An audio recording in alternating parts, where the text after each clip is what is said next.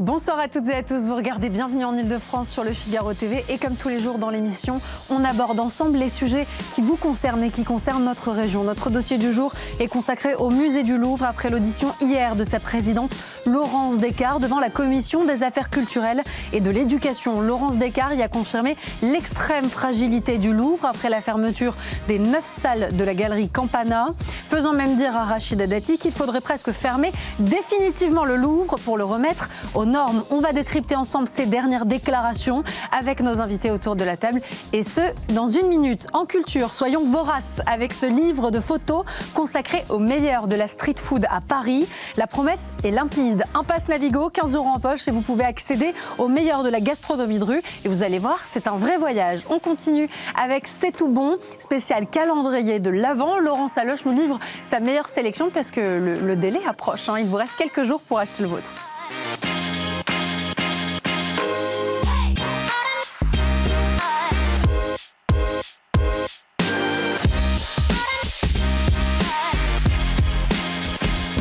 Hier se tenait une nouvelle audition pour Laurence Descartes, présidente directrice du musée du Louvre, un mois après le vol des 8 bijoux de la couronne et après son audition du 22 octobre. Le député UDR de la Marne, Maxime Michelet, n'a pas réussi à dissimuler son agacement.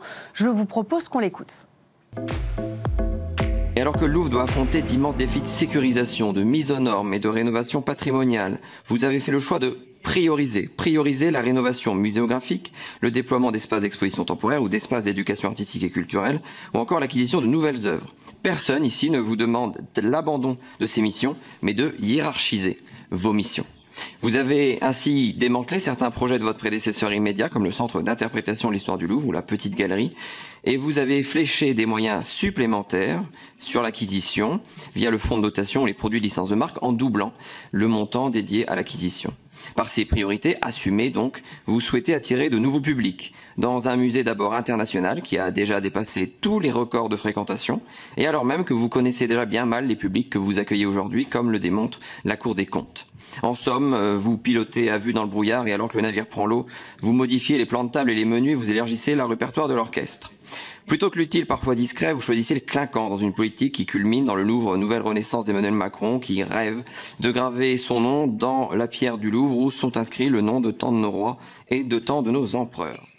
Derrière un agacement évident, ce député soulève un certain nombre de questions dont nous allons parler avec nos invités autour de la table. Claire Baumelard, merci beaucoup d'être sur le plateau de Bienvenue en Ile-de-France, grand reporter au service culture du Figaro, Didier Rickner, directeur de la Tribune de l'Art, Elisa Muller, représentante du syndicat Sud Culture et agent de salle au Louvre, Jérémy Patrier-Létus, vous êtes député Horizon et rapporteur du budget patrimoine de l'État, vous réclamez une loi de programmation pluriannuelle pour le patrimoine. C'est vrai, Claire, qu'on a l'impression que la sidération a laissé place à l'agacement et à une incompréhension grandissante depuis ce cambriolage. C'est presque la Lali, on dirait, parce que devant la commission des affaires culturelles, donc hier, il y avait pas mal de députés et chacun y allait effectivement. C'était musclé, hein, de ces questions assez musclées. Bon, il y a le rapport de la Cour des comptes cinglant qui est paru la semaine dernière, ça leur a donné des billes aussi. Je ne sais pas si beaucoup de députés étaient très au fait de la politique d'acquisition du Louvre il n'y a pas 2 mois. Hein. Donc ils avaient ces billes-là. Il y a eu en plus une avarie dans un bâtiment de l'aile Sully.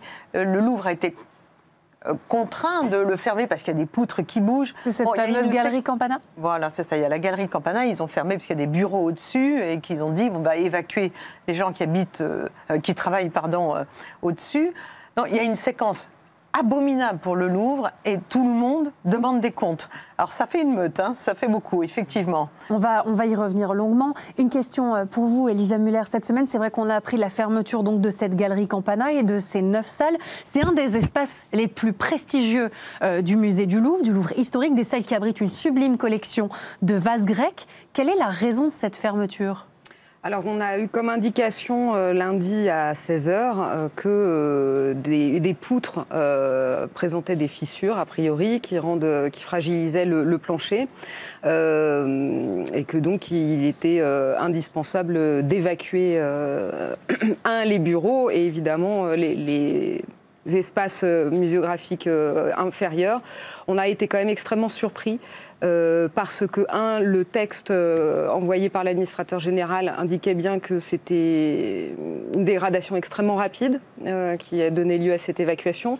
Et autant on connaît un certain nombre de fragilités bâtimentaires, jusqu'à présent, on n'a jamais été contraint de protéger le public en l'empêchant d'accéder à des salles. Donc là, vraiment, on Donc la rapidité avec laquelle vous avez été informé de cette dégradation finalement importante vous a surpris? La rapidité, ce qui nous a surpris surtout, c'est que ce soit arrivé à un tel point de risque qu'il a fallu évacuer. Visiblement, l'information a été connue le vendredi dans la journée. Et vous l'avez su le lundi, c'est ça? Nous, on l'a su le lundi, mais on l'a su officiellement le lundi, mais dès le lundi matin, la galerie qui avait ouvert à 9h a été fermée en toute urgence à 10h40. Donc il y a quand même bien quelque chose de grave qui se passe pour qu'on en arrive à ouvrir puis fermer quasiment immédiatement une salle.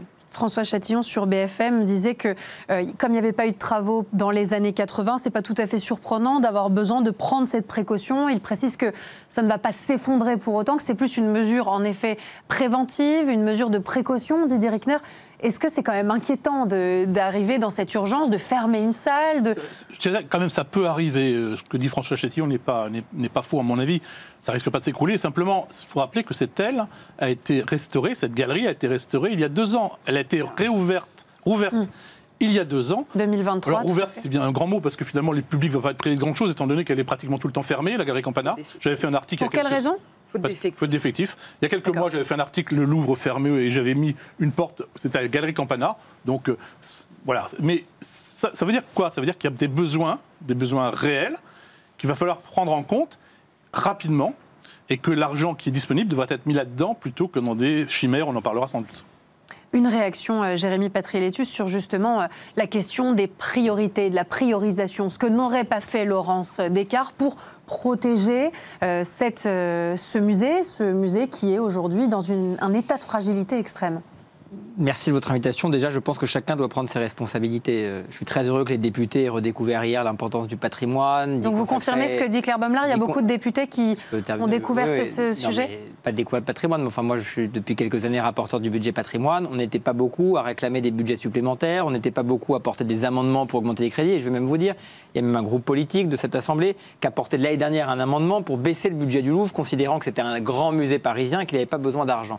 Donc que chacun balaye devant sa porte. Hier, on avait, et je ne juge aucun collègue, mais enfin tout d'un coup, c'était très bien que l'Assemblée nationale, de manière unanime, s'alerte sur l'état de notre patrimoine. Ça fait quelques années avec d'autres que j'alerte sur la situation de notre patrimoine. Deuxième chose. Ça peut aussi être un sursaut face à la sidération qu'a provoqué ce cambriolage et ces 8 joyaux qui ont été dérobés. Bien sûr, sauf que les agents, les musées, ils n'attendent pas le 15 avril de voir Notre-Dame brûlée, sidérée, ou j'allais dire désolé de découvrir le vol spectaculaire au Louvre. Le patrimoine, il réclame de l'attention tous les jours. Et c'est pas faute de journalistes qui y consacrent des articles et de l'attention. Et je veux juste terminer, pour pas être trop long sur ce point, vous dire donc c'est bien que l'Assemblée nationale se saisisse aussi de ce sujet, réclame des moyens supplémentaires. Et puis il y a le sujet de la sécurité. C'est la question que j'ai posée à Laurence Descartes. Et c'est au fond, pour moi, la seule question qui vaille. Est-ce que c'est une question d'argent ou de hiérarchisation des priorités? Finalement, ce qui s'est passé...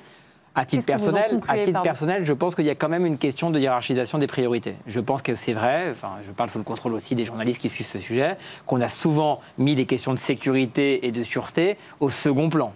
Marie-Vonne de Saint-Pulgent disait à juste titre, je crois, que des dispositifs de sécurité et de surveillance, ça ne s'inaugure pas. Des expositions plus facilement. Et donc je pense que collectivement, mais c'est les politiques, c'est les directeurs de musées, c'est l'ensemble de cet écosystème du patrimoine qui a, je pense, pendant longtemps, mis les questions de sécurité et de sûreté un peu de côté.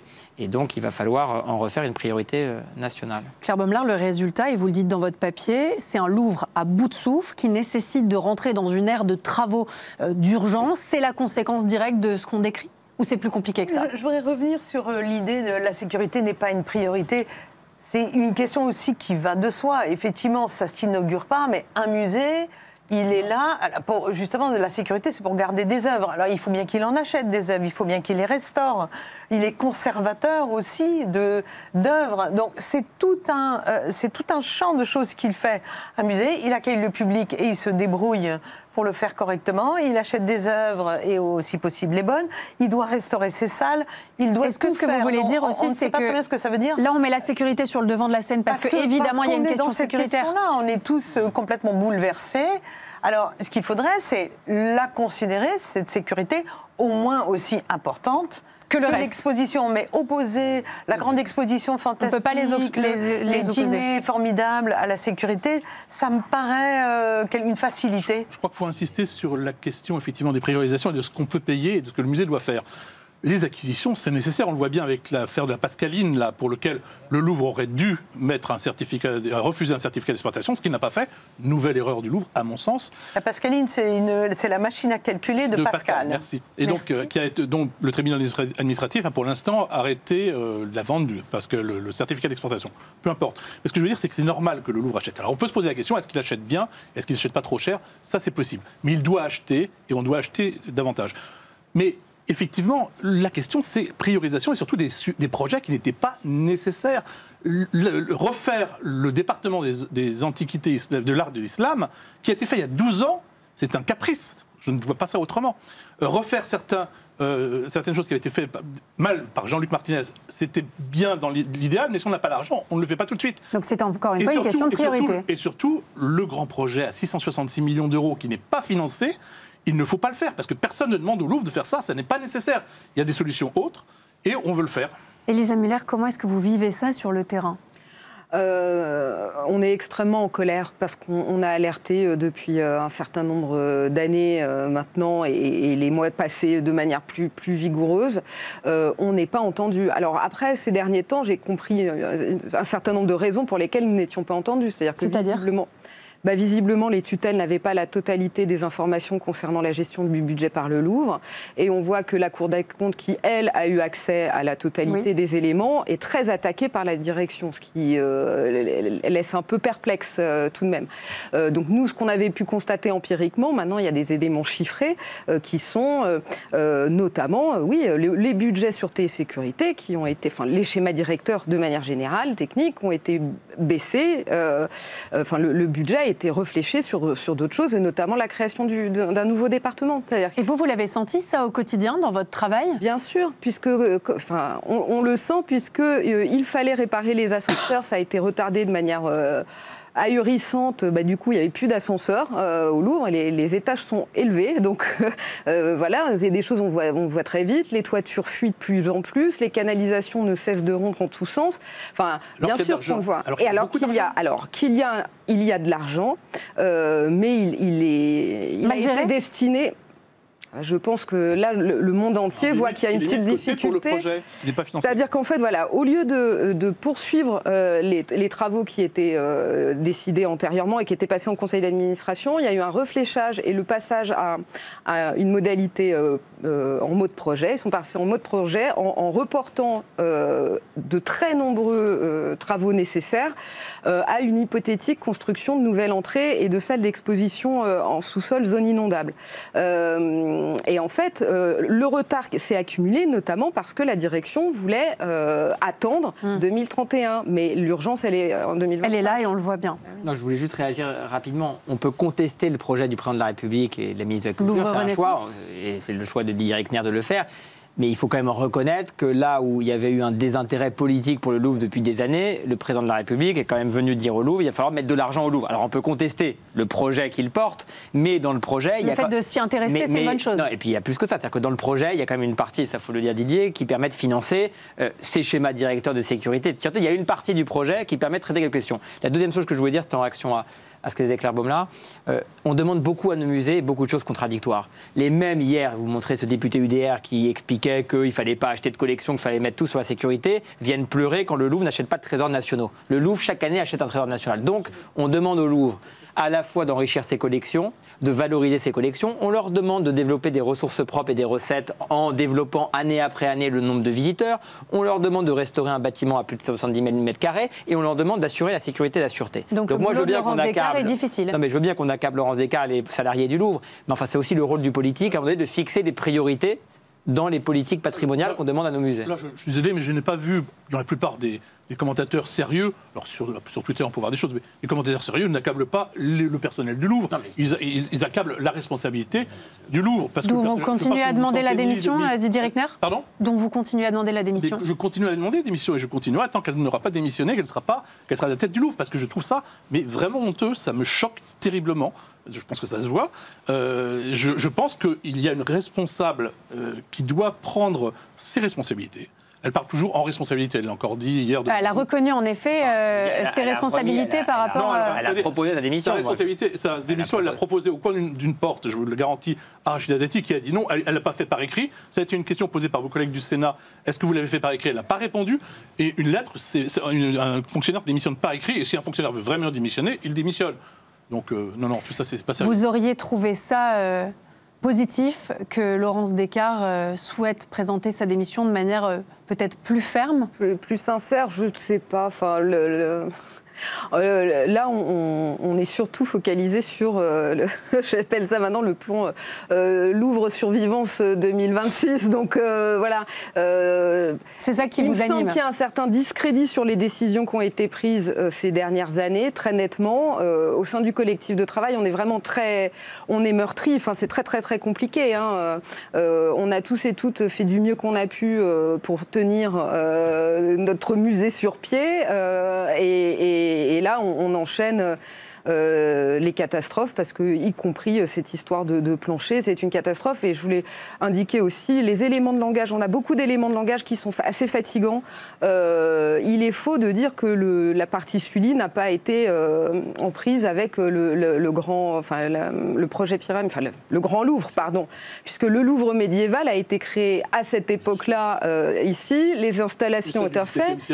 Bien sûr, les salons ont été refaits, et depuis, on a eu l'ouverture du 2e étage, la réfection des antiquités orientales. C'était pas une zone abandonnée. Des objets d'art plus récemment. Non, pas du tout abandonnés.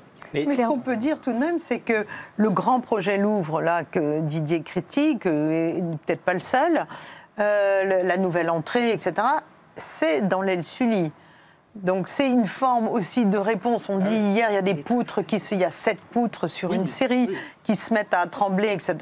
C'est là où les travaux devaient être menés. Alors, l'architecte en chef dit, eh bien oui, elle n'est pas en très bon état. La preuve, la galerie Campana est fermée, et les 65 agents sont sortis de leur bureau. C'est dans cet endroit-là que se ferait l'entrée. Sauf que le projet ne prévoit pas de restaurer. Enfin, si, il prévoit de restaurer. Fatalement. Il prévoit de restaurer, mais le grand projet, ce sont des créations de salles d'exposition pour le Louvre. Disons que ce n'est pas l'objectif du projet Louvre Renaissance. Il est coupé en deux, comme l'a dit d'ailleurs, pour une fois, Laurence Descartes hier devant vous, il est coupé en deux. Il y a une partie à 450 millions d'euros à peu près, qui était, comme le dit la Cour des comptes, qui est tout à fait normale et qui était nécessaire et qui était financée. Et il y a l'autre partie qui n'est pas financée. Donc ce projet, ce sont de créer des salles d'exposition pour le Louvre, qui en a déjà, qui considèrent qu'elles ne sont pas assez grandes. Il y en a au Grand Palais. Le Grand Palais, pour 500 millions d'euros, vient d'être restauré, d'ailleurs par François Châtillon. Très bien d'ailleurs. Eh bien, il y a des salles d'exposition qui, avant les expositions du Louvre, s'y trouvaient. Eh bien, on considère qu'il faut faire de nouvelles salles d'exposition, totalement inutiles. Pour vous, c'est gadget. C'est gadget. La Joconde, oui, il faut se poser la question de la Joconde, où on peut la mettre. Il y a d'autres idées possibles, en tout cas pas la creuser en zone inondable, etc. à cet endroit-là. Et troisièmement, la grande entrée. Il faut des entrées supplémentaires, mais des entrées plus petites, peut-être sans caisse, par exemple des réservations par Internet, sans restaurant, sans boutique, etc., et qui permettrait de mieux répartir les gens dans le musée. Donc tout cela, il y a des choses de bonnes, mais les 3 grandes parties du projet Colonnade sont mauvaises. J'aimerais qu'on parle des propos de Rachida Dati, qui a elle aussi fait polémique en affirmant qu'il faudrait presque fermer définitivement le Louvre pour mener ces travaux. Ça aussi, c'était... Ça, c'est Rachida Dati. Je pense que définitivement, elle voulait dire complètement. Enfin, je lui en fais crédit. Je vois pas définitivement, ça veut dire plus jamais de Louvre. Je pense qu'elle voulait dire complètement. Et alors, elle va souvent assez vite. Elle dit, il faudrait presque le fermer définitivement, mais c'est pas possible avec les agents. Tout à fait. Donc, en grain, la séquence est... il faudrait, on est obligé. Mais ça a de faire remis des un peu travaux. quand même de. Mais ça met un peu d'électricité dans l'air, mais ça. Puis ça permet si de vous dire, voulez. Pompidou va fermer pendant 5 ans. Tout à Ça fait. permet de dire une chose assez simple, c'est que comment vous voulez réparer des poutres, Il y a l'Opéra de Paris aussi, hein, engager qui- des restaurations alors que vous avez 10 millions de visiteurs par an. Je crois qu'on ne se rend pas compte de ce que c'est Et le aujourd'hui Louvre, la peut-être- pression touristique. Donc on a un vrai enjeu de conciliation aussi. Le C'est Louvre des bâtiments anciens. Peut-être segmenté, le Louvre peut être segmenté. Mais on peut tout faire, bien sûr. Et je veux juste revenir sur la question de la démission de Laurence Descartes. Ce qui me surprend dans la séquence, c'est l'absence totale de responsabilité du politique. C'est-à-dire qu'on s'en prend à une fonctionnaire, on peut critiquer son action, mais enfin, pardon, les députés, on n'a pas proposé de fonds de sécurité. Et j'en prends pour ma part. On propose cette année de créer un fonds de sécurité pour le patrimoine. On est aussi capable, les politiques, de définir des priorités. Donc elle ne doit on pas me être dit- tenue comme seule on me dit- responsable. non, mais on me dit, et peut-être que c'est faux, on me dit que dans sa lettre de mission, qui lui a été fixée, le mot sécurité et sûreté n'apparaît pas dans sa lettre de mission qu'on lui fixe Oui, mais dans ses priorités. Ça ne veut pas dire qu'elle n'a pas de responsabilité, ça ne veut pas dire qu'un dirigeant d'un établissement musée dit Disons que ça va de soi. Ce que je veux dire, Oui. c'est que le politique, il a aussi une capacité. Si demain, le ministère dit à tous ces établissements publics, maintenant la sécurité, et il va le faire, la sécurité et la sûreté, ça doit être une priorité budgétaire et financière. Vous devez y accorder Ça doit tant. être, oui, ça c'est doit ça, être dans une la priorité. liste. Tout à fait. Ben, ça sera fait. mais ça Donc il y a va- aussi un pilotage. je veux dire, ça Alors, se premièrement, pilote la aussi. sécurité des collections pour un conservateur, un directeur de musée, ça va sans dire. Deuxièmement, elle avait l'argent, encore une fois, pour le faire. Si elle n'avait pas l'argent, si le politique a des... Je suis le premier à dénoncer souvent les politiques, donc vous Ah, mais pouvez je- faire crédit. Là, je ne pense pas que les politiques soient complètement responsables. J'ai pas dit, oui. Le Louvre avait l'argent pour le faire, il ne l'a pas fait. On ne va pas mettre dans un chef de service, on ne va pas lui mettre dans ses objectifs, il faut soigner les malades. Oui, mais laissez pas entendre. C'est la base. Laissez pas entendre Didier que le Louvre peut tout financer. C'est bien. Ah non, vous il dites peut- vous-même que c'est des priorités. Ah non, il peut Donc pas tout, mais il peut financer les acquisitions, il peut financer la réfection du musée, il peut financer la sécurité, il peut financer ses missions. On va mettre Didier à la tête du Mais je- Louvre. Voilà, ouais, Didier. Voilà. Il peut Oui, est-ce que vous postulez, Didier Reckner Non, non, Je ne sais postule pas si ça je vous fais la plaira. tribune d'art, je suis très ravi. vous Pas gardez- sûr qu'il en ait le statut. Voilà, je Voilà. n'ai pas le statut en plus, je Oh, ne mon peux Dieu. pas le faire. Non, mais il peut financer ses missions, je ne suis pas le seul. Il y a des gens très J'aimerais qu'on compétents parle qui un pourraient peu le plus faire. de la sécurité également parce que pendant cette audition, Laurence Descartes est revenue sur un certain nombre de mesures. Elle a parlé d'une vingtaine de mesures pour la sécurité. Je vous propose qu'on l'écoute et je vous fais réagir dans la foulée. Ces mesures que je pourrais vous présenter en détail si vous le souhaitez comportent notamment la création d'un poste de coordonnateur sûreté, un monsieur ou madame sûreté du Louvre, directement rattaché à la présidence du musée. La fiche de poste a été publiée le 7 novembre dernier. L'installation d'équipements de mise à distance au droit des bâtiments les plus sensibles du domaine du Louvre, qui aura lieu à partir de décembre prochain. Donc dans une quinzaine de jours. Nous allons par ailleurs accélérer le déploiement des caméras périmétriques en avance de phase du schéma directeur de sûreté que je pourrais détailler vous présenter dans le détail si vous le souhaitez, afin d'assurer une protection complète des abords du musée. 100 caméras seront installées d'ici la fin de l'année 2026. Un poste de coordinateur de sûreté, 100 caméras installées d'ici fin 2026, une collaboration plus importante encore avec les forces de police. Est-ce que c'est convaincant, ces annonces ? Ah bah oui, les mesures d'urgence, elles ne sont pas complètement ridicules. On peut estimer que ça aurait dû être fait avant, mais là, c'est pas complètement Ça arrive ridicule. trop tard, Alors, mais c'est proportionné. Oui, et le poste de coordinateur sûreté, je ne connais pas assez bien l'affaire pour comprendre pourquoi Vous est-ce savez que que la c'était ma question, directrice, c'est quoi la un directrice poste de de coordinateur ? sécurité, Il ne faut pas être la directrice oui, la directrice de sécurité actuelle, mais qui est là depuis 2024, et D'accord. qui est quand même une policière, c'est-à-dire c'est quand même bon. Pourquoi est-ce qu'elle ne pourrait pas faire le job? Je ne sais pas, peut-être que Il faudrait éplucher la fiche de poste, encore une faudrait fois. éplucher la fiche de poste, mais ça c'est peut-être une annonce pour dire rattacher directement à la présidence. C'était déjà fait, elle était rattachée à la directrice. C'est une directrice, donc c'est un département. Enfin, Ça voyez, vous bon. convainc Bref, sur le pourquoi pas. papier ? Alors, dans l'absolu, il y a un certain nombre de mesures qui sont juste des mesures de bon sens et on est étonné qu'elles n'aient pas été mises en œuvre plus tôt, ni financées à temps. Mais bon, après, il me semble, parce que je me suis beaucoup interrogée aussi sur ce que c'était que ce coordinateur attaché directement, il me semble, plus j'y réfléchis et plus j'ai d'éléments, que c'est surtout un renforcement de la tutelle sur l'établissement pour imposer en fait qu'enfin les questions de sûreté et de sécurité soient prises au sérieux. Et de ce point de vue-là, c'est une bonne chose, puisque quand on a alerté en interne à de très nombreuses reprises, c'est laisser rester lettre morte de manière systématique. Ça fait 4 ans, on peut reprendre les PV d'instance. À chaque fois qu'on a lancé des alertes sur les questions de sûreté et de sécurité, ça n'a donné lieu à rien. Donc là, si la tutelle s'en mêle, tant mieux.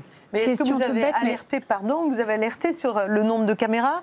Vous avez dit dans telle et telle salle, il n'y a pas assez de caméras, par exemple. Il y a différents... Alors, je vais pas détailler, puisque c'est toujours la même chose. Sur ces sujets-là, il y a quand même des éléments de confidentialité. Et nous, en interne, étant donné qu'on est très attentifs aux risques qu'on ferait prendre au palais et à ses collections, il y a des choses qu'on n'a jamais rendues publiques, y compris au printemps dernier, quand les collègues ont alerté et ont débrayé.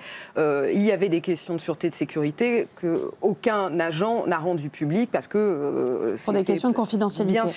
Bien sûr. Après, par exemple, est-ce que vous avez dit que le schéma directeur de sûreté... Pardon, je pose une question aussi, parce qu'il ne faut pas non plus... Conseil d'administration. Parce que je ne voudrais pas qu'on laisse penser... Parce que ce que vous dites est important, mais... On l'a dit au conseil laisser dire d'administration. que les agents ont alerté sur la sécurité et la sûreté, que ça n'a pas été entendu par la direction, c'est une accusation assez grave.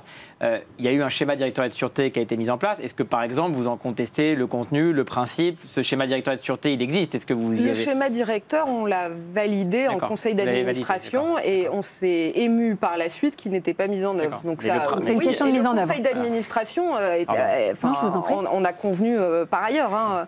J'ai une question sur ces nouvelles mesures. Oui. Est-ce que ces nouvelles mesures, en l'état, auraient par exemple permis d'empêcher l'intrusion de ces deux TikTokers belges? Évidemment, il n'y a pas mort d'homme, mais ça dit quand même quelque chose de l'état de sécurité du musée. Est-ce que ça aurait permis d'empêcher deux TikTokers d'accrocher quelque chose dans la même salle que la Joconde? Ça paraît un peu un gadget, c'est pas... non, je suis pas d'accord, c'est quand même des questions de sécurité. Ils ont fait des Legos, je ne sais pas ce qu'ils pouvaient faire comme mal aux œuvres avec des Legos, et on ne va pas empêcher les gens qui ont des Legos sur eux, parce qu'on ne peut pas détecter les Legos. Donc ça m'a paru là un petit peu excessif, l'attaque contre le Louvre m'a paru un peu excessif. Je veux juste dire que c'est bien de s'émouvoir de ce qui se passe au Louvre, mais enfin, il a fallu attendre le Louvre pour qu'on se rende compte que le patrimoine est devenu une cible. Il y a des pillages dans les églises rurales, ça n'intéresse personne. Peut-être le Figaro et quelques chaînes de télévision. Il y a des vols dans les musées régionaux, ça n'intéresse personne. Donc il faut que ce qui arrive, c'est pas que le Louvre.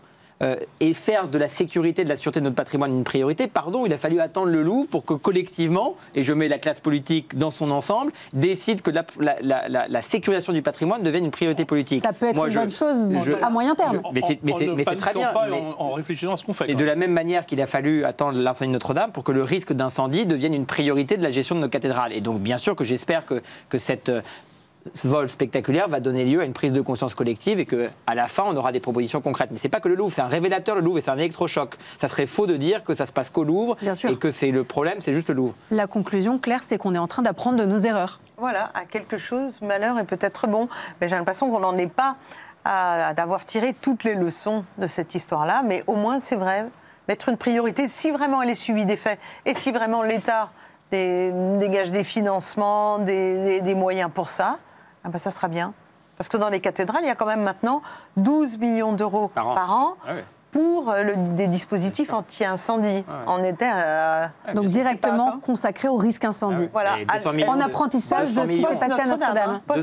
200 millions d'euros depuis Notre-Dame. Donc ça, pour le coup, sur le risque incendie, Didier ne fait pas assez, mais il y a quand même eu un travail qui a été fait. Je dirais qu'il y a eu un travail qui a été fait. Donc, simplement, effectivement, il ne faut pas s'arrêter à ce qui a été fait et on est bien loin d'aboutir à une sécurité totale. Et on ne peut pas se satisfaire que les choses se soient faites aussi tardivement et en réaction à ce qui s'est passé, évidemment. Non, c'est vrai. Enfin, la sphère muséale dans son ensemble, elle est en grande difficulté et c'est toute chose malheur est bon. On espère effectivement qu'au moins ce focus sur le Louvre, va permettre de résorber des problématiques sur le Louvre, mais va aussi faire prendre conscience aux politiques qu'il ne s'agit pas juste de réagir au coup par coup, mais que le patrimoine, ça s'inscrit vraiment dans le temps. On investit au quotidien dans son patrimoine. Oui, ce dont on a hérité, on doit le transmettre aussi. Merci beaucoup à tous les quatre pour cette discussion autour du musée du Louvre suite à l'audition hier de Laurence Descartes. Merci beaucoup et on passe tout de suite à l'entretien culture. Merci.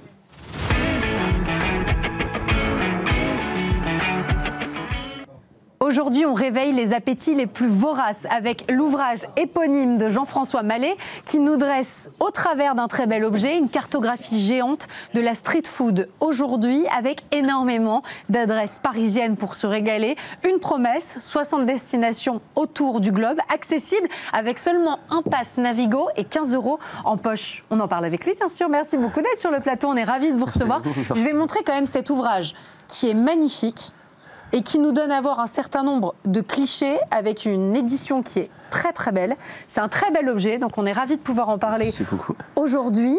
Vous êtes major de l'École supérieure de cuisine française Ferrandi, vous avez travaillé avec des chefs de renom, vous êtes aussi devenu photojournaliste ou plutôt grand reporter. C'est quoi la différence dans la manière d'aborder la gastronomie et de la photographie? C'est surtout des collègues qui m'ont donné ces titres ces jolis titres, un peu de noblesse.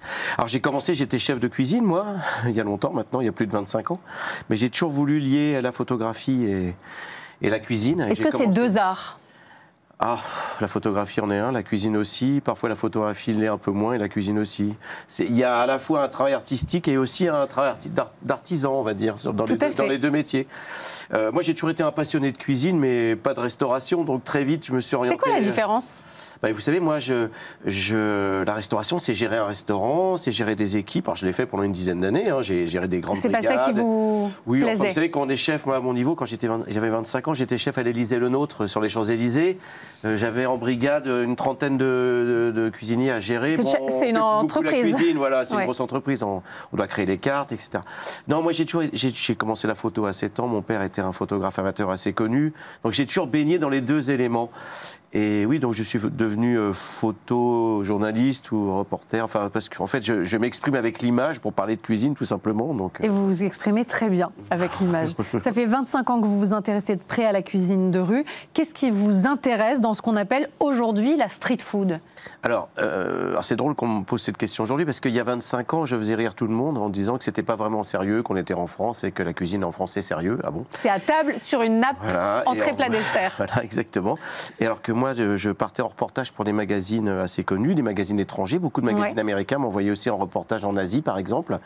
Et on allait dans les grands hôtels rencontrer des grands chefs qui nous faisaient du foie gras à la coriandre. On était très contents. Puis moi, je me sauvais pour faire Vous alliez explorer? Moi, je me souviens d'un reportage au Vietnam. Voilà, j'ai commencé à découvrir la cuisine de rue il y a vraiment très longtemps. Il a commencé à faire des premiers clichés, et à m'intéresser, puis surtout à goûter. Qu'est-ce qui vous a ému quand vous avez goûté cette cuisine de rue? C'est surtout que c'était la cuisine authentique du pays. Et que c'est vrai qu'en France, de parler de cuisine de rue, c'est un peu pas forcément adapté, parce qu'on parle de plats qui pourraient être servis dans la rue dans d'autres pays, mais nous, on ne la mange pas dans la rue, il y a toujours des restaurants.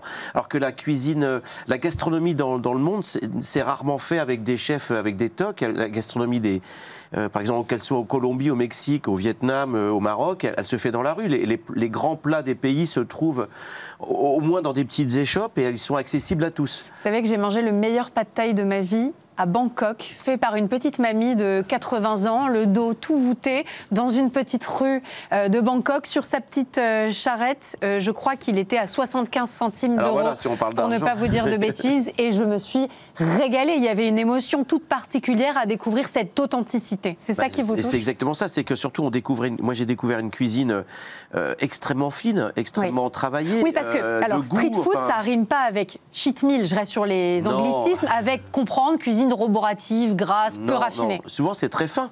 Moi, j'ai fait un reportage à Oaxaca, au Mexique, pendant la fête des morts. Vous savez, sur les tombes, les familles viennent et cuisinent. Tout à fait. Et mangent sur les tombes. Et ils faisaient cuire leurs tacos avec une farine violette. Ce tacos avait été farci de fleurs de courgettes et de fromage. Et j'ai jamais mangé un tacos aussi bon. C'est une petite dame qui vendait ses tacos au milieu des tombes. Et il y avait une grande émotion, un goût. Alors le prix, on n'en parle même pas. Oui, bien sûr, dérisoire. Mais surtout, ça valait une étoile Michelin facilement. Ouais, d'ailleurs, il y a plus d'une dizaine d'années, je m'interrogeais de savoir pourquoi le Michelin dans certains pays ne récompensait pas. Bon, maintenant c'est le cas. Maintenant c'est le cas, mais j'ai été entendu. C'est d'ailleurs assez génial. C'est génial. Je rentre de Singapour. J'étais la semaine dernière à Singapour dans un système. Vous savez, il y a des hawkers, ce sont des food courts où tous les gens viennent manger et qui sont classés à l'UNESCO. Et j'ai découvert des trucs, des plats, des goûts incroyables. Que vous aviez envie de proposer au Michelin.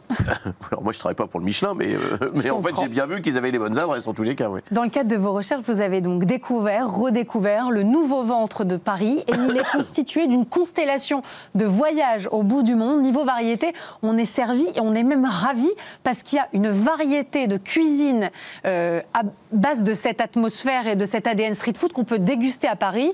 La promesse, c'est à peu près pour moins de 15 €, entre 10 et 15 €, on va dire. Voilà, donc on peut manger pour 5 €, pour jusqu'à 15 €. Il y a juste une exception, quand on mange, vous savez, le sandwich brioché au homard de Homard Lobster, Homard Lobster bien qui est sûr. délicieux. Bon, il faut mettre 5 € de plus. Oui, c'est 20, je crois. Voilà. Hein. C'est 20 €, voilà.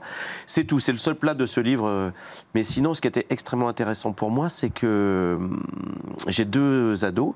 À la maison, et un jour je leur demande toujours, enfin où est-ce qu'on va, manger ce soir, et ils me répondent, mais papa, on dit plus où est-ce qu'on mange ce soir, on dit qu'est-ce qu'on veut manger maintenant. Donc je dis, ah oui, très bien.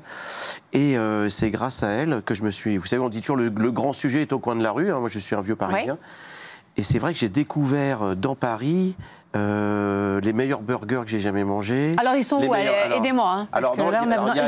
Il y a 80. Alors, les Smash Burger, pour moi, le meilleur, c'est chez Specimen, qui est dans le 6e arrondissement de Paris, où il y a des photos qui sont dans le livre. Qui sont magnifiques. Alors, non, mais là, je note votre ultra sélection, parce que là, on a, 1000 photos, 80 adresses, 50 recettes. Alors, je tiens à préciser, ce n'est pas un guide. Mais oui, voilà, c'est un livre de photos. C'est un livre de photos qui se découvre comme un film. C'est-à-dire qu'on tourne les pages au fur et à mesure, et on fait un énorme voyage dans Paris, jusqu'à 50 ou presque 60 destinations. Tout à fait. De la cuisine africaine, chinoise, vietnamienne, thaïlandaise, polonaise, italienne, voilà. Donc le meilleur burger pour moi il est chez Specimen. Et ce qui est très drôle, c'est quand on arrive chez Specimen, c'est le nom du restaurant. Hein. Oui. Enfin c'est le nom de l'endroit où on sert des burgers. Je ne sais pas si on peut encore appeler un restaurant, mais parce qu'il y a 2 burgers, il y en a un voilà au choix. Et il y a des Américains qui viennent là manger là. Alors, quand je discute avec eux, ils m'expliquent que les smash burgers sont meilleurs en France. Alors c'est quand même drôle. Ça c'est génial. Parce qu'ils sont moins gras, le pain est meilleur, la sauce est meilleure, tout est meilleur. On veut bien les croire. Voilà. On veut bien les croire.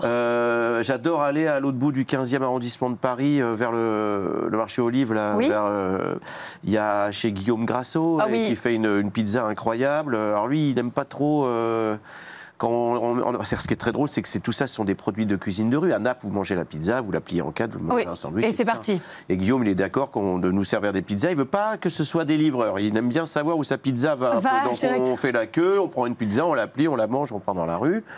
Là, vous nous parlez d'une street food qu'on connaît. Il y a aussi énormément de découvertes. Je vais, pour illustrer ce que je dis, hop, les arancini, ça c'est italien. Alors arancini, c'est sicilien même. C'est un risotto, enfin bon, c'est une boulette de riz qui est cuite comme un risotto, c'est refroidi. Dedans, ça peut être du ragoût, ça peut être une farce aux champignons. Des légumes, du ragoût, des fruits de mer. Alors, l'adresse est dans le 16e, alors comme quoi il y en a dans tout Paris. C'est deux jeunes filles, elles sont sœurs. Leur maman est sicilienne, elles ont monté cette petite boutique. D'ailleurs, il faut aller les voir parce qu'elles ont un peu de mal à vendre des arancini qui sont délicieux. Elles les fabriquent tous les jours à la main, avec des produits frais, c'est vraiment à tomber par terre. Et tout ça, ça vaut 9 €. Oui, c'est donné. Enfin, 9, il y en a plusieurs, même pour 9. Hein, même... Une question sur la cuisine qui touche votre cœur, c'est-à-dire les influences. Est-ce que vous êtes plutôt cuisine asiatique? Est-ce que vous êtes plutôt cuisine africaine? Est-ce que vous aimez la cuisine sud-américaine? Qu'est-ce qui, au niveau du palais, vous plaît le plus? Alors moi, je suis... le premier grand voyage que j'ai fait, c'est au Vietnam. J'en ai parlé. Alors, je suis très attaché à la cuisine vietnamienne. J'ai fait plusieurs livres sur la cuisine vietnamienne. J'ai fait une quinzaine de voyages au Vietnam pour plusieurs magazines. Donc, c'est une cuisine que je connais très bien. Et on trouve en France des restaurants vietnamiens exceptionnels. Donc, je suis très attaché à cette cuisine, plus la cuisine vietnamienne du Nord, même, qui est un peu moins épicée, qui est plus nourrie d'herbes, de bouillons. J'ai découvert après la cuisine mexicaine, j'aime beaucoup. J'aime la cuisine asiatique, mais j'aime toutes les cuisines, je ne sais pas quoi vous dire, c'est difficile. J'ai découvert un fish and chip incroyable, c'est vrai, je ne pensais pas du tout dans Paris. Les Anglais ne sont pas réputés pour avoir une gastronomie florissante. Chez Johanna, il est délicieux. C'est incroyable parce qu'en fait, alors il faut savoir qu'à chaque fois, l'idée c'était que je venais, j'avais pas trop rendez-vous, une ou deux adresses exceptionnellement. Bonjour, je peux faire des photos, puis on tire la ficelle, puis on finit dans la cuisine, puis on finit, ils font la recette. Voilà, oui, c'est aussi une cuisine qui est chaleureuse. J'ai toujours tout payé, tout mangé, etc. Et leur fish and chip, c'est incroyable parce que vous avez dû vous régaler. Hein. Ah ouais, j'ai pris 3 kilos d'ailleurs, mais c'est. Ça va, c'est raisonnable par rapport à toutes ces recettes. Je vous montre quand même l'épaisseur de ce livre de photos magnifique. Oui, il y a plus de 650 pages, 1000 photos. Avec aussi 75 plats dessinés et 50 recettes pour s'y coller à la maison. Ça, c'est génial aussi de pouvoir reproduire. Alors, j'ai donné quelques recettes qui sont bien moins bonnes que lorsqu'on va, par rapport à celles qu'on va trouver sur place. Mais si on a envie de se faire un smash burger à la maison, j'ai une solution. Au moins, c'est le faire. Voilà, si on veut faire des choses. Et puis, il y a Marie-Paul Jaume, la maquettiste de ce livre, qui a dessiné, qui est incroyable.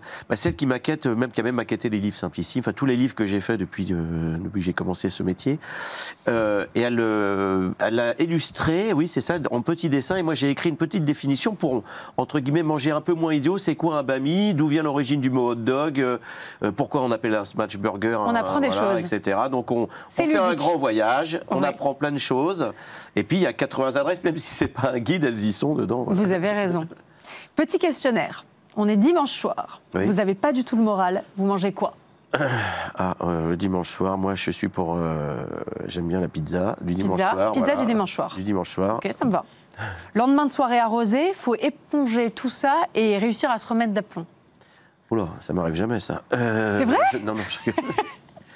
Alors j'ai découvert il n'y a pas très longtemps, je savais ce que c'était, mais à Paris, des onigiri. Oh, j'adore les C'est une onigiri. espèce de sandwich au riz, et ça c'est parfait pour se Oui, ça remettre, cale, voilà. c'est vrai. Et ça remet d'équerre. Vous voulez faire découvrir à des amis une street food exotique, mais ils détestent la cuisine asiatique. Vous devez donc aller Alors là, on puiser- va à Saint-Ouen. Vous savez tout de suite. Ah oui, tout de suite, parce que... On n'a pas triché, hein. Non, on n'a pas triché. On va à Saint-Ouen, Ouais. et là on est vraiment dans un kebab turc où ils font le kebab au feu de bois. Oh, j'adore ça. Donc ils font cuire la viande, ils font la maridane eux-mêmes, ils tournent, ils mettent du bois, ils ont des sèches-cheveux pour alimenter, etc. Et ce goût de kebab qui est cuit au feu de bois, ils font le pain eux-mêmes, les sauces eux-mêmes. Génial. Alors c'est bête un kebab, hein, mais Ah non, quand c'est bien fait, mais ça peut être je peux vous extraordinaire. garantir qu'il y a 2-3 adresses de kebab dans ce livre, parce que bon, il y a des kebabs libanais, des kebabs Oui. turcs et des kebabs allemands, les donneurs kebab qui sont avec plus de légumes. Et vraiment, moi, ça a été aussi une grande découverte parce que même en Turquie, même au Liban, bon, je mange, mais c'est pas des endroits où je me suis le plus régalé. Il y avait des endroits où c'était bon, Oui, mais c'est je comprends. souvent aussi Faut des. chercher, Voilà, hein. il faut chercher. Alors qu'à Paris, vraiment, j'étais surpris. Et Moi, puis on vous me mange un parlez d'un kebab pour durum 6 €. Ouais. kurde au foie d'agneau extraordinaire Alors ou à ça- la sardine. Alors la sardine, alors le foie d'agneau, moi qui ne mange pas beaucoup d'agneau, je mange de tout, mais Peu d'agneau. Voilà, peu d'agneau. Ce durum au foie d'agneau, alors c'est incroyable. Ça a l'air extraordinaire. Très bon. J'ai bien noté aussi la pause boboune avec cette salade de papaye verte au poulet séché. J'adore la Alors salade ça, de Pause papaye verte. Boboun, c'est un restaurant qui n'a jamais réouvert depuis le Covid. Maintenant, la salle de restaurant est transformée C'est pas vrai. en stockage, frigo, ils C'est font la génial. cuisine Ils et ont par la appris. fenêtre, ils vendent des boboums. C'est Extraordinaire. juste derrière le jardin des plantes à Austerlitz. Incroyable. Au restaurant Cirta, brochettes et côtelettes à la braise. Alors ça, c'était dans un endroit un peu plus retiré en banlieue parisienne, à Pantin. J'ai toute tête parce que Vous avez une mémoire incroyable. Oui, mais parce que tout ça, ça fait partie de recherche. Et alors moi, j'adore, comme beaucoup de gens, j'adore le sandwich merguez, vous savez, avec les frites Bah, dedans. moi aussi, j'adore ça. Il Et n'y a alors- rien de plus réconfortant. Et alors, voilà, exactement. Et c'était très compliqué d'en trouver un bon. Et là, dans ce petit restaurant familial algérien qui Ouais. est ouvert, beaucoup, c'est un restaurant ouvrier, en fait. Eh ben, alors ils ont un barbecue, enfin une cheminée barbecue au feu de bois. Ils font tout griller la viande et ils font un On sandwich voit que c'est fait merguez, avec beaucoup d'amour. un sandwich merguez exceptionnel. Voilà. Et je remontre ce livre de photos magnifique. Vous l'avez dit, c'est pas un guide, c'est avant tout un livre de photos. Et on le regarde comme on regarderait un film. Et on s'arrête et on se dit, tiens, ça me fait quand même une idée absolument géniale pour, par exemple, samedi midi. Et comme ça, je vais découvrir cette street food incroyable. On est particulièrement bien doté à Paris. Et grâce à vous, on sait où aller. Merci Je vous remercie beaucoup. C'est moi qui vous Jean-François Vallée, remercie, c'était oui. un plaisir de parler de Vorace, ce panorama géant de la street food d'aujourd'hui. Et Un pour immense finir, merci. je me suis aperçu que les jeunes, les ados, ils sont dingues de cette cuisine. Oui, Et de- ça ne me voilà. surprend pas. Voilà. Elle se mange facilement, vous l'avez dit, elle est abordable et elle est très raffinée. Merci Merci à beaucoup, vous, oui. à très bientôt et on continue avec C'est tout bon.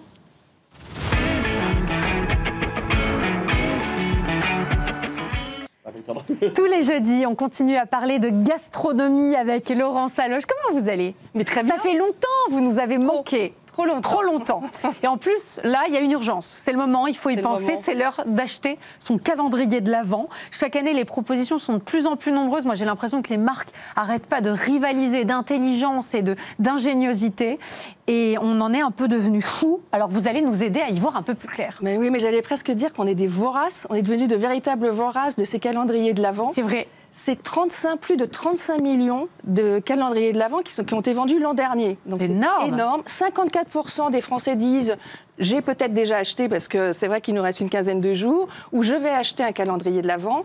Le marché a doublé en 8 ans, ce qui est quand même extrêmement rapide. Donc ça veut dire que ça plaît beaucoup. Ça plaît beaucoup parce que ça répond évidemment à une demande, hein, et le choix est de plus en plus vaste.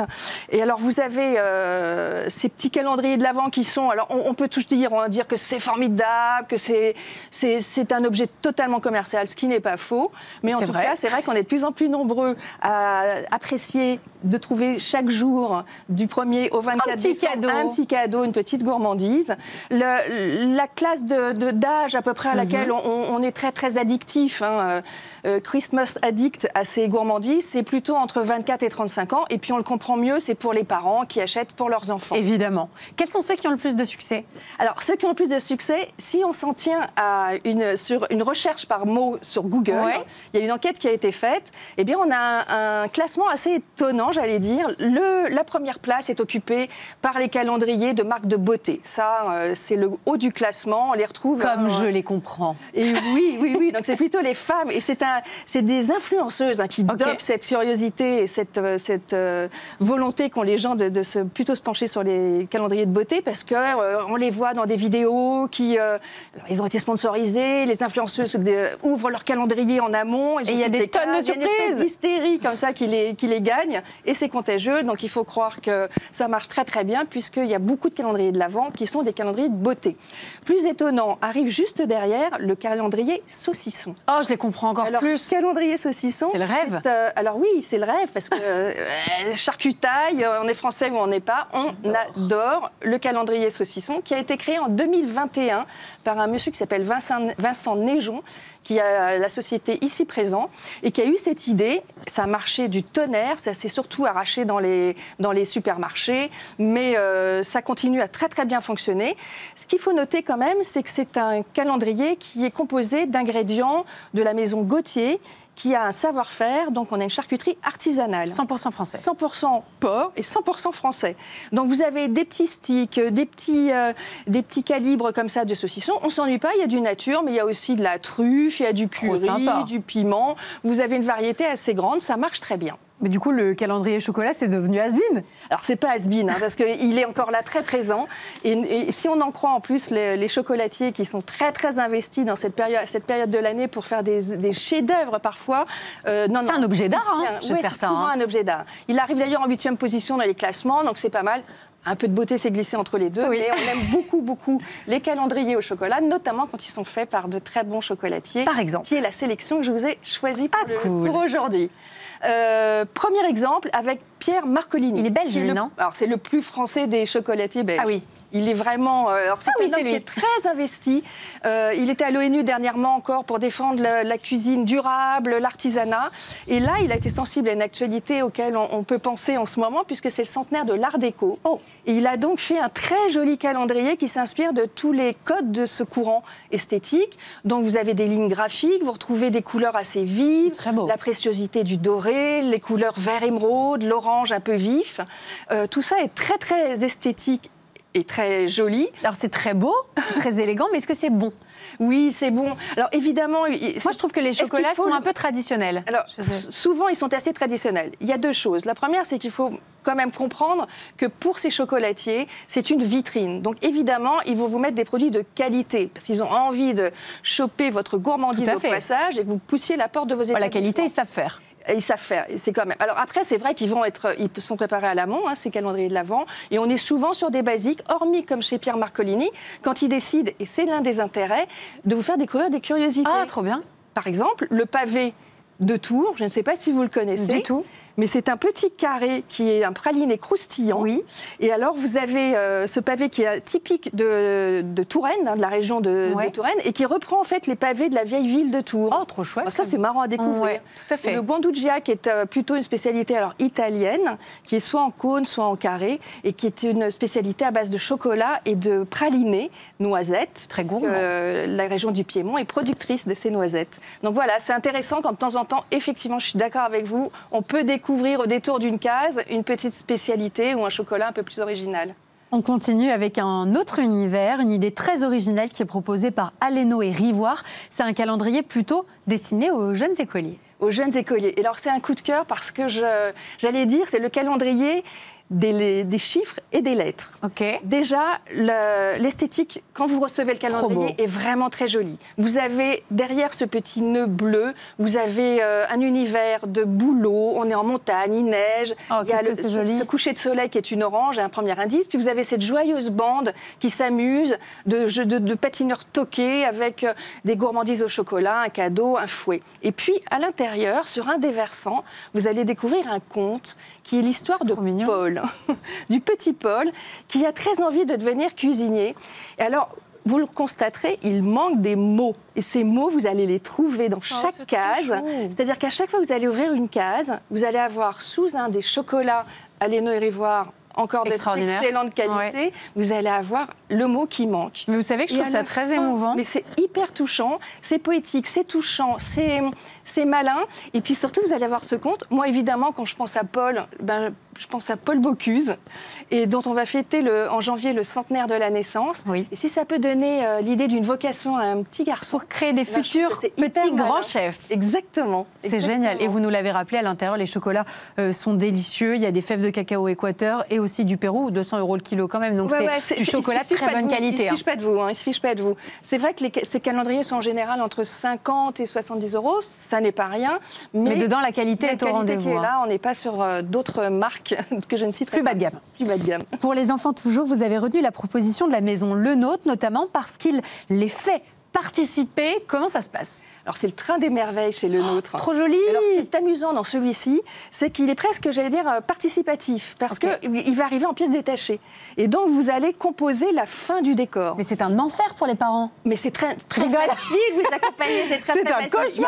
Il y a 4 petits panneaux à remplir, d'amas de neige, de jolis sapins or et blanc. Non, c'est très facile, mais c'est un peu l'intérêt je trouvais original de ce calendrier. Magnifique. Qui se pose à plat, avec ce décor en relief comme ça, et où on découvre également toujours des chocolats intéressants et de qualité, là encore. On continue avec le dernier calendrier de votre top 3, celui de Christophe Michalak. Pourquoi l'avez-vous choisi ? Alors Michalak, pour moi, c'est le pâtissier chocolatier le plus régressif, assumé. Oui. Pâtisserie gourmande, c'est généreux. Souvent, il dit oui, c'est vrai que chez moi, il y a de l'opulence, de l'abondance, mais quitte à manger un gâteau, on se fait plaisir. Et là, alors, c'est vraiment destiné aux enfants, puisque vous avez un calendrier qui est assez imposant en taille. Et puis, c'est les lettres au Père Noël. Alors, lettres au Père Noël, vous avez là, pas de déception, parce qu'ils n'ont même pas besoin de poster la lettre. Chaque jour, ils vont pouvoir trouver, là encore, alors toujours des spécialités de ces chefs. Alors, chez Christophe Michalak, on retrouve le petit ourson guimauve, qui est une de ses spécialités, le mendiant, les pralinés. Et puis, là aussi, une spécialité qui est le crunchy. C'est quoi ? Le crunchy, alors c'est très bon, très gourmand. Ça nous rappelle une barre industrielle que je ne citerai pas là encore. Je suis très précautionneuse avec les marques industrielles que je ne vante pas. Et alors vous avez en fait une pâte sablée assez ultra sablée, et puis vous avez un caramel mou très tendre, moelleux, et du chocolat au lait. Extraordinaire. Voilà, c'est très bon. Donc c'est l'occasion de pouvoir le trouver non seulement dans la boutique, parce qu'il est vendu en format un peu plus imposant à la pièce. Et puis vous avez aussi la recette sur Internet si vous voulez faire vous-même. Essayez de nous y coller. Votre propre calendrier, ça reste toujours une option. C'est une activité super avec les enfants le mercredi. Exactement. Pour l'art de la table, vous vouliez absolument nous parler d'Alix Derénis, dont l'actualité est particulièrement dense. Je prononce bien ? Très bien. Et rapidement, parce que c'est le début des cadeaux et des idées de cadeaux de Noël. Alix, on la connaît pour ses porcelaines très blanches. Oui. Et alors, elle fait en ce moment, depuis cette rentrée, pas mal de collaborations et de nouvelles expressions de son talent qu'on découvre. Il y a notamment, avec la Maison Bourrienne, qui est connue plutôt pour ses très jolies blouses blanches, une collaboration qui a donné lieu à une assiette, une timbale. Et les motifs que l'on retrouve sur cet art de la table sont le rappel d'une des pièces de l'hôtel de Bourrienne, qui est dans le 10e, où la Maison Bourrienne a ses ateliers de confection. C'est chic. Et c'est vraiment très joli parce que c'est des motifs qu'on retrouvait au plafond. Donc c'est soigné, c'est un art de la table très, un petit peu luxueux pour le prix, mais c'est vraiment très joli. C'est d'une finesse. Oui, et ça rappelle le patrimoine de cette époque. Et puis alors elle s'est lancée aussi dans le linge de table avec des nappes blanche, mais aussi en block print indien, donc très sympa. Et puis, elle a écrit un livre sur tout son univers, qui est un très joli livre que vous pourrez peut-être offrir. Qu'est-ce qu'elle est chic, cette femme. Ben oui, magnifique femme couverture. Élégante, et ce qu'elle fait est à son image. Eh bien, ça fait de très belles idées cadeaux déjà. Première idée, il y en aura d'autres. Il y en aura plein. Ouais. Ah, génial, je me réjouis. Grâce à vous, je vais avoir une liste pour mes amis, ceux que j'aime. Vous avez bien raison. Un immense merci pour cette super chronique et ces très belles recommandations de calendrier de l'Avent. Demain, vous retrouvez Damien Canivès dans Bienvenue en Ile-de-France. Et moi, je vous vois lundi. Très bonne soirée.